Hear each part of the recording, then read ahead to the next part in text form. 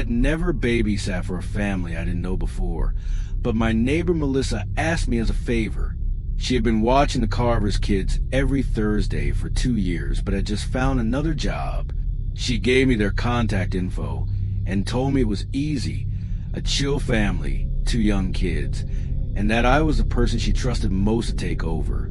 The Carvers lived about 20 minutes away on a normal residential street in McKinney, Texas.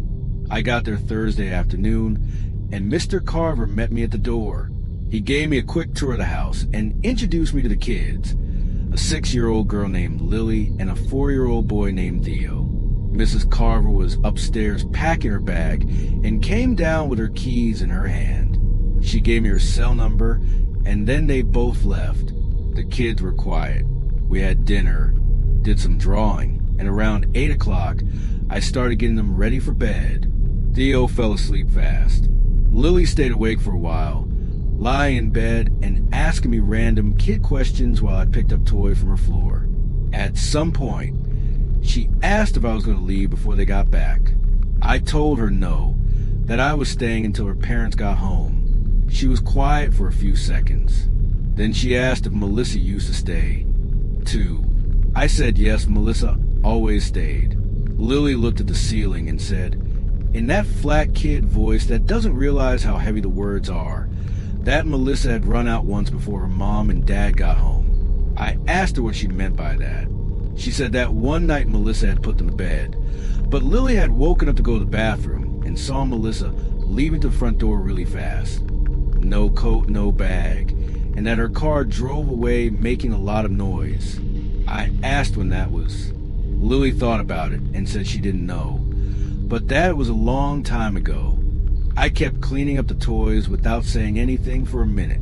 Then I said goodnight, turned off the light, and went to the living room. I sat on the couch and just stared at nothing for a bit. Then I grabbed my phone and texted Melissa. I kept it casual, just saying I was at the Carvers and that the kids were great, and then asked if she had any tips about their routine. She replied fast. She said the kids were easy and I wouldn't have any problems. I wrote back. I asked her directly if anything weird had ever happened there. Anything I needed to know. She took longer to reply this time. When she finally did, she just said, "Why are you asking me this now?" I texted back what Lily had told me about seeing her run out that night. My phone stayed quiet for almost 4 minutes. I was staring at the screen waiting when I heard the Carver's car pull into the driveway. It was 9:40 p.m. They had said they wouldn't be back until after 11 o'clock. Melissa's text came in right as I heard the garage door opening. She wrote, "Get out of there now. Don't wait for them to come in. Go through the front door." I was in the middle of the living room. The front door was about 12 feet away. The door from the garage to the kitchen was only about 6 feet away, and I could already hear footsteps on the other side. The kitchen doorknob started to turn. I crossed the room, opened the front door, and left. I walked down the driveway fast without running, got in my car, and started the engine. As I pulled out of the street, I looked in the rear view mirror. Mr. Carver was standing in the front doorway, just watching me. I didn't drive away like a maniac. I just drove normally until I hit a gas station about 15 minutes away. I called Melissa from the parking lot. She picked up on the second ring. I asked her what happened that night she ran out. She was quiet for a second. Then she said she was putting Lily to bed when the girl said something. I asked what Lily had said. Melissa said that Lily asked her if she wanted to see where the previous babysitter was. I asked Melissa what she said back. She said she didn't say anything. She just grabbed her bag and left. I sat in that gas station parking lot for a while without talking. Then I asked who the babysitter before Melissa was. She said she didn't know, that when she started working there, Mr. Carver mentioned the previous girl had quit without notice and disappeared without leaving any contact info, and that was why he needed someone reliable who wouldn't just vanish like that. At the time, Melissa thought it was just an irresponsible girl who walked out on a job. Neither of us said anything for a while. Then I hung up and went home. I never called the Carvers to explain or say goodbye. I never went back. I don't know what happened after that, and honestly, I haven't tried to find out. All I know is that Lily knew where something was, and I'd rather not know what it was. I got the job because my cousin referred me. He had been mowing Mr. Abbott's lawn for about 2 years. When Mr. Abbott asked if he knew anyone reliable to watch his son on Saturday nights, my cousin gave him my number. I was 17. I needed the money, and my cousin said Abbott was a good guy, a widower who worked at a bar in town, and always made it back before midnight. The son's name was Marcus. He was 9 years old, smart, and talked a lot. From a very first night, he made it clear he didn't need a babysitter and that he was too old for it. He says Dad only insisted because the house was so isolated, and it was true. The house was on a rural road outside of Denton, Texas, surrounded by open fields on both sides. The nearest neighbor was at least half a mile away. The first few weeks were easy. I'd show up at 8, Mr. Abbott would leave, and Marcus and I would play video games until he got tired. Abbott would get back around 11. It was a simple routine. The trouble started when Marcus began asking me strange questions. They weren't the kind of questions a curious kid asks. They were the kind that hit you right in the chest. One night, we were playing games, and without looking at me, he asked if I thought my family would miss me for a long time if I died. I gave a nervous laugh and said that was a pretty heavy question for a Saturday night. He didn't laugh. He just kept playing. The following week, he asked if I believed people could feel when they were going to die before it actually happened. I asked him where these questions were coming from. He just shrugged and said he thought about it sometimes. I texted my cousin that night to ask if Marcus was like that with him, too. My cousin said he never really talked to the kid. He was always outside mowing the lawn, and Marcus rarely came out. I brought it up to Mr. Abbott casually the next week. I told him Marcus was asking some heavy questions about death and asked if he was doing okay. Abbott had an expression I couldn't quite read at the time. He said Marcus had lost his mother when he was 6, and that sometimes those things just came up. He thanked me for letting him know and left. I felt like an idiot for thinking it was anything serious. But then, one Saturday, Marcus asked me to come to his room to show me something. I went. The room was normal: bed, desk, bookshelf. He went to the window and pointed outside. It looked out over the backyard, open fields, and total darkness. I asked him what I was supposed to be looking at. He said, "Wait."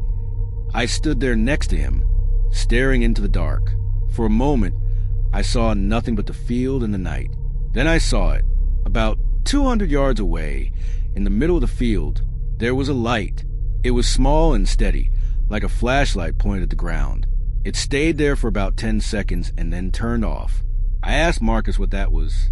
He said it appeared every Saturday, always in the same spot, always at the same time, and always when his dad was out. I asked him how long it had been happening.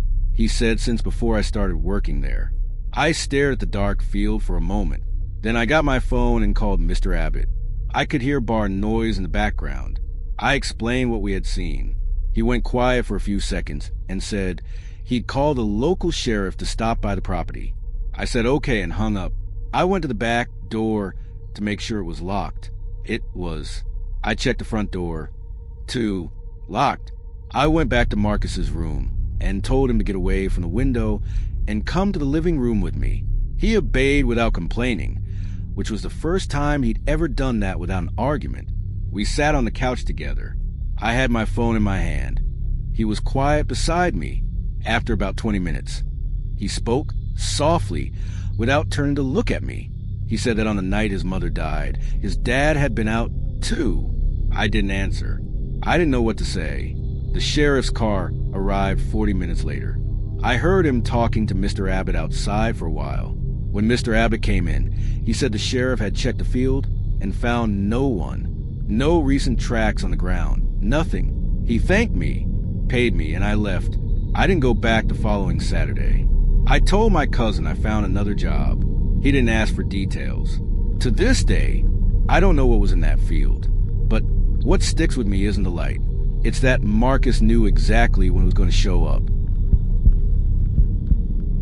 I started working for the Nguyen's because their mom was a teacher at my school and asked me directly after class.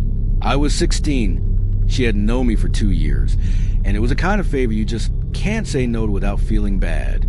She had 2 daughters, 11 and 13. They were close to my age and pretty much took care of themselves. She just needed someone in the house while her husband traveled for work, and she worked double shifts at the hospital 2 Saturdays a month. The girls were named Hannah and Yuki. Yuki was the oldest and completely ignored me for the first 3 weeks. Hannah was more open. She'd tell me things, school stories, friend drama. It was almost like spending Saturday with a younger sister. One night, Hannah asked if I had seen their TikTok profile. She showed me her phone. It was a normal teenager's profile. Dances, funny videos, nothing special. I watched a few with her and laughed. Then, she scrolled to the comments section of an older video and held the phone closer to me. There was one profile that commented on every single one of their videos, without exception. The username was just a random string of numbers, no profile picture, no videos of its own. The comments were always short. Sometimes just an emoji, sometimes a random phrase that didn't mean much, like good night or it was hot today. But they were there on every video, always among the first comments, like the person was watching the second they posted. I asked how long this had been going on. Hannah said about 4 months. I asked if her mom knew. She made a face and said her mom would take her phone away if she found out. I started going through the profile's comments. There were hundreds, spread out over months. I began paying closer attention to the content. Most were generic, but every now and then there was something specific. On a video where Hannah appeared briefly in her school uniform, the comment just said the name of the school. Nothing else. On a video filmed on their front porch, the comment was the word pretty followed by a period. I asked Hannah if she had tried blocking the profile. She said yes 3 times, but it kept coming back with a different number in the username. I took the phone from her hand and went to the most recent video, posted that afternoon. The comment from that profile had been made 40 minutes earlier, while the 2 girls and I were already in the house. The comment said, all 3 together today. I showed it to Hannah. She went pale. I got up and checked all the front windows to make sure they were locked. I went to the front door, bolted it, and called Mrs. Nguyen at the hospital. I explained what I'd found calmly, so I wouldn't scare her in the middle of her shift, but I made it clear I needed her to call the police to check the house. She was silent for a moment, and then said she was calling them right then. I went to the living room and sat with the 2 girls. Yuki, who had been quiet the whole time, looked at her sister's phone, then looked at me and said something that left me speechless for a few seconds. She said that profile had commented on an old video that Hannah had deleted, a video that had only been up for less than 10 minutes before she took it down. To comment on a video in less than 10 minutes, you have to have notifications turned on. This person had Hannah's profile saved with alerts for every new post. The police arrived 40 minutes later and stayed on the street for a while, looking around. They didn't find anyone. They told the girls to set their profiles to private and block any unknown accounts. Mrs. Nguyen got home before midnight and just sat there hugging her daughters in the living room. Before I left, she grabbed my arm in the hallway and whispered, asking if I thought it was someone they knew. I said I didn't know. She closed her eyes for a second and said her husband traveled every month. She worked late shifts, and someone knew that exact routine. I went home and stayed awake until dawn. Mrs. Nguyen never asked me to work there again after that. Not because she was mad at me.